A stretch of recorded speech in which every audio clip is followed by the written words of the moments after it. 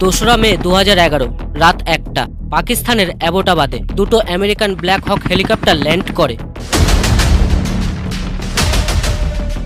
যার ব্যাপারে পাকিস্তান আর্মি কোনো কিছুই টের পায়নি। কয়েক মুহূর্তের মধ্যেই ওই হেলিকপ্টার দুটো থেকে 24 জন নেভি সিল কমান্ডো বেরিয়ে আসে, আর ঠিক 40 মিনিটের মাথায় তারা ওসামা বিন লাদেনের মাথার ঠিক মাঝখানে গুলি করে। এরপর তড়িঘড়ি করে তারা লাদেনের বডিটাকে প্যাক করে ফেলে আর সেখান থেকে বেরিয়ে আসে। কিন্তু আসার আগে তারা নিজেদের একটি হেলিকপ্টারকে ওখানেই ব্লাস্ট করে দেয়।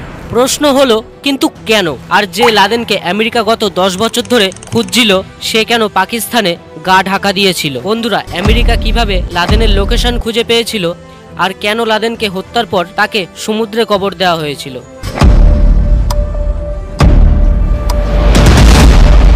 বন্ধুরা, আমাদের ক্ল্যাক ফ্যাক্টর চ্যানেলের তরফ থেকে আজকের এই ভিডিওটিতে ইতিহাসের সবথেকে ভয়ানক এবং secret mission operation Neptune spare নিয়ে আপনাদের জানাবো। 30শে নভেম্বর 2001 আমেরিকার ওয়ার্ল্ড ট্রেড সেন্টারের অ্যাটাকের ঠিক 2 মাসের মাথায় আমেরিকা আফগানিস্তানের টোরা বোরা গুহায় বম্বিং শুরু করে। কারণ আমেরিকার কাছে ইন্টেন ছিল ওসামা বিন লাদেন এই টোরা বোরা গুহার কোথাও লুকিয়ে আছে, তাই আমেরিকা এই গুহার উপরে মিসাইল ছেড়েছিল। কিন্তু আমেরিকান মিলিটারিকে ফাঁকি দিয়ে লাদেন ওই গুহা থেকে পালিয়ে যায়। আর তারপর থেকেই টানা 10 বছর আমেরিকা হুন্নে হয়ে সারা পৃথিবীতে লাদেনকে খুঁজে বেরিয়েছিল। এবার আমেরিকা ঠিক কিভাবে লাদেনের লোকেশন খুঁজে পেয়েছিল সেটা জানার আগে দেখে নি সেদিন রাত্রে ঠিক কি হয়েছিল। তো বন্ধুরা, তারিখটা ছিল 1 মে 2011 আফগানিস্তানের জালালাবাদে আমেরিকার কন্ট্রোলে থাকা বাগরা মিলিটারির বেস ক্যাম্পে 4টে হেলিকপ্টার এসে পৌঁছায়। এর মধ্যে দুটো ছিল ব্ল্যাক হক হেলিকপ্টার আর বাকি দুটো ছিল চিনুক হেলিকপ্টার। ঠিক রাত 10:30 নাগাদ দুটো ব্ল্যাক হক হেলিকপ্টার এবং একটা চিনুক হেলিকপ্টার পাকিস্তানের অ্যাবোটাবাদে যাওয়ার জন্য বেরিয়ে পড়ে এবং দুটো ব্ল্যাক হক হেলিকপ্টারের সঙ্গে যে চিনুক হেলিকপ্টারটি গিয়েছিল সেটা অ্যাবোটাবাদ যাওয়ার মাঝপথে একটা জায়গায় ল্যান্ড করে। বন্ধুরা, এই চিনুক হেলিকপ্টারটার ভেতরে মোট 49 জন কুইক রিয়াকশন ফোর্স, অজস্র মেশিন গান, গোলা বারুদ এবং এক্সট্রা ফুয়েল ছিল। বন্ধুরা, জালালাবাদ থেকে অ্যাবোটাবাদ আসতে এই দুটো হেলিকপ্টারের প্রায় 90 মিনিট সময় লাগে এবং রাত 12টা নাগাদ তারা লাদেনের বাড়ির ওপরে উঠতে থাকে। তো এবার প্রশ্ন হচ্ছে, পাকিস্তান সরকার কেন কোনো কিছু টের পায়নি? আসলে ওই হেলিকপ্টারে ছিল মডার্ন স্টেলথ টেকনোলজি। এবার একটা নর্মাল হেলিকপ্টারে কি বিকট শব্দ হয় সেটা আপনারা মোটামুটি সবাই জানেন, কিন্তু স্টেলথ টেকনোলজি ব্যবহারে এই হেলিকপ্টার দুটি একদম নিঃশব্দে উঠছিল। তাছাড়া এই টেকনোলজি ব্যবহারের ফলে পাকিস্তানের রাডারও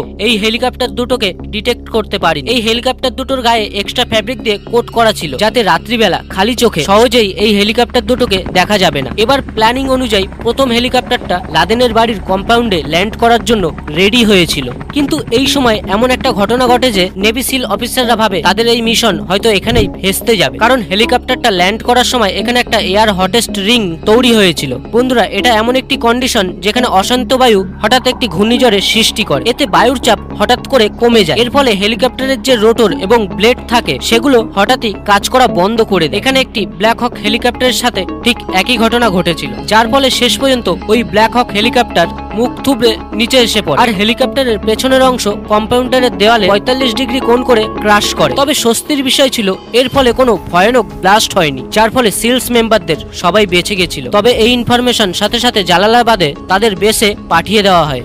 আর ওই মুহূর্তে মাঝপথে যে চিনুক হেলিকপ্টারটা তারা রেখে এসেছিল সেটা টেক অফ করে এবং রেস্কিউ করার জন্য লাদেনের বাড়ির দিকে এগোতে থাকে। ওদিকে প্রথম হেলিকপ্টারটা ক্র্যাশ করে গেলেও দ্বিতীয় ব্ল্যাক হক হেলিকপ্টারটা লাদেনের বাড়ির কম্পাউন্ডারের নর্থ ইস্টের দিকে ল্যান্ড করে। আর এখানেই নেভি সিলদের সাথে একটি কুকুরও ছিল, যার কাজ ছিল বাড়ির ভেতর কেউ যদি লুকিয়ে থাকে তাকে খুঁজে বের করা। সিল কমান্ডোদের নামিয়ে দিয়েই এই ব্ল্যাক হক হেলিকপ্টারটা টেক অফ করে আর কিছুটা দূরে যে আকাশে উঠতে থাকে এবং চারিদিকে নজর রাখে। এবার শুরু হয় তাদের মিশন। আর এই মিশনটা কমপ্লিট করার জন্য তাদের কাছে সময় ছিল মাত্র 30 মিনিট। প্রথমেই বাইরে থাকা কমান্ডোরা দড়ির মাধ্যমে দেয়াল টপকে বাড়ির ভেতরে ঢোকে এবং সামনে থাকা গেটটাকে গ্রানাইট দিয়ে উড়িয়ে দেয়। তারপরে তারা গেস্ট হাউসের দিকে যায় এবং গেস্ট হাউসে ওই সময় উপস্থিত ছিল আবু আহমেদ কুয়েতি আর তার স্ত্রী এবং তার 2 জন সন্তান। বন্ধুরা, আপনাদের এখানে একটা ছোট্ট ইনফরমেশন দিয়ে যাই। এই আবু আহমেদ কুয়েতির মাধ্যমেই সিআইএ তথা আমেরিকা লাদেনের লোকেশন খুঁজে বের করেছিল, যে ব্যাপারে ভিডিওতে আমি আরো সামনে বলবো। এবার সিল টিম যখন এই গেস্ট হাউসের দরজার সামনে যায়, সাথে সাথে দরজার ওপাশ থেকে আবু আহমেদ কুয়েতি এলোপাতারি গুলি চালাতে থাকে। এই সময় দরজার ওপাশ থেকে একটা গুলি এসে একজন সিল অফিসারের কাঁধে লাগে। এবার ওই সিল কমান্ডোরাও গুলি চালাতে থাকে। এর ফলে Abu Ahmed on the spot মারা যায়।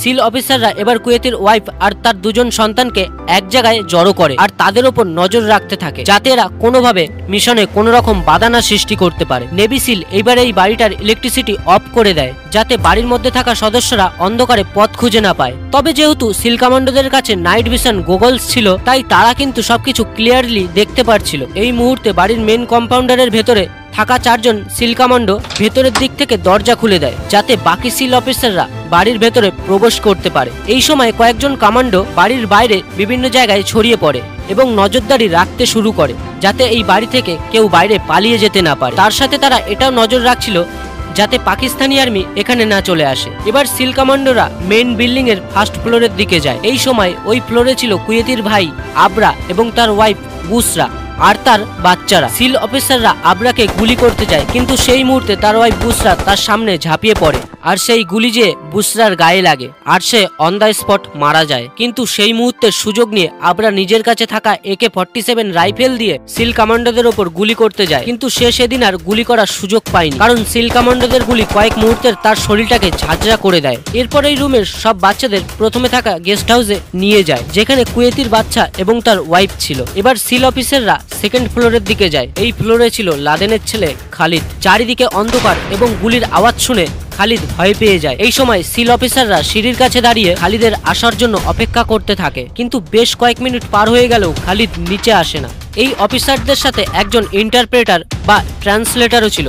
সে উর্দু ভাষায়, উর্দু ল্যাঙ্গুয়েজে ধীরে ধীরে খালিদের নাম ধরে ডাকতে থাকে। সে বলে, খালিদ, খালিদ, খালিদ। খালিদ ভাবে হয়তো তাদেরই কোনো লোক তাকে বাঁচাতে এসে, তাই সে সিঁড়ি দিয়ে মাথা বের করে তাকে দেখতে যায়। আর সেই মুহূর্তের মধ্যেই সিল অফিসাররা তার মাথায় শুট করে আর খালিদ ওখানেই মারা যায়। এই সমস্ত ঘটনা যখন হচ্ছিল তখন কিন্তু সিল অফিসারদের গায়ে ক্যামেরা লাগানো ছিল, যে ক্যামেরার মাধ্যমে লাইভ ফুটেজ আমেরিকার হোয়াইট হাউসে বসে বারাক ওবামা দেখছিল। সেকেন্ড ফ্লোরে খালিদকে মারার পরেও সিল অফিসাররা লাদেনের কোনো সারা শব্দ পাচ্ছিল না। তাদের মনে মনে একটা আশঙ্কা ছিল, আজ আদেও কি লাদেন এই বাড়িতে আছে, নাকি সে আগে থেকেই অন্য কোথাও চলে গেছে। তারা ধীর গতিতে এবার থার্ড ফ্লোরের দিকে এগোতে থাকে, আর তখনই তাদের সামনে তারা লাদেনকে দেখতে পায়। সেখানে লাদেন ছাড়াও লাদেনের তৃতীয় এবং চতুর্থ স্ত্রী সিহাম এবং খাইরিয়া ছিল। অফিসাররা যখন লাদেনের বেডরুমের ভেতরে ঢোকে, তখন লাদেন তার ওয়াইফদের পেছনে লুকিয়ে পড়ে এবং তার 2 ওয়াইফকে সামনের দিকে এগিয়ে দিতে থাকে। এই সময় সিল অফিসাররা লাদেনের একজন ওয়াইফের পায়ে গুলি করে আর মুহূর্তের মধ্যেই তাদের দুজনকে সামনে থেকে টেনে সরিয়ে দেয়। সাথে সাথে তারা লাদেনকে লক্ষ্য করে তাদের কাছে থাকা HK-416 রাইফেল দিয়ে লাদেনের মাথায় 2টো গুলি করে। আর এভাবেই 9/11 অ্যাটাকের অন্যতম মাস্টারমাইন্ড, আমেরিকার আজ পর্যন্ত সবথেকে বড় শত্রু আল কায়দা গ্রুপের লিডার ওসামা বিন লাদেনের মৃত্যু হয়। তবে সিল কমান্ডোরা বুঝতে পারছিল না এটা কি সত্যিই লাদেন নাকি তার কোনো বহুরূপী। শিওর হওয়ার জন্য এবার ওই অফিসাররা ওই মহিলা দুটোকে জিজ্ঞাসা করে এটা লাদেন কিনা, কিন্তু তারা প্রথমে কোনো রকম উত্তর দিচ্ছিল না। এরপর সিল অফিসাররা তাদের বাচ্চাদের ধরে নিয়ে যাচ্ছিল গেস্ট হাউসে রাখার জন্য। তখন ওই মহিলারা ভয় পেয়ে যায়। তখন ওই মহিলারা স্বীকার করে, হ্যাঁ এটাই লাদেন। বন্ধুরা, এই ভিডিওটার দ্বিতীয় পার্ট আসতে চলেছে খুব শীঘ্রই। সেখানে আপনাদের জানাবো ওসামা বিন লাদেনকে কেন সমুদ্রে কবর দেওয়া হয়েছিল। আর বন্ধুরা, এই ভিডিওটার যদি আপনি দ্বিতীয় পার্ট দেখতে চান, তাহলে অবশ্যই সাবস্ক্রাইব করে পাশে থাকা বেল আইকনটি টিপে দেবেন। Thank you watching this video.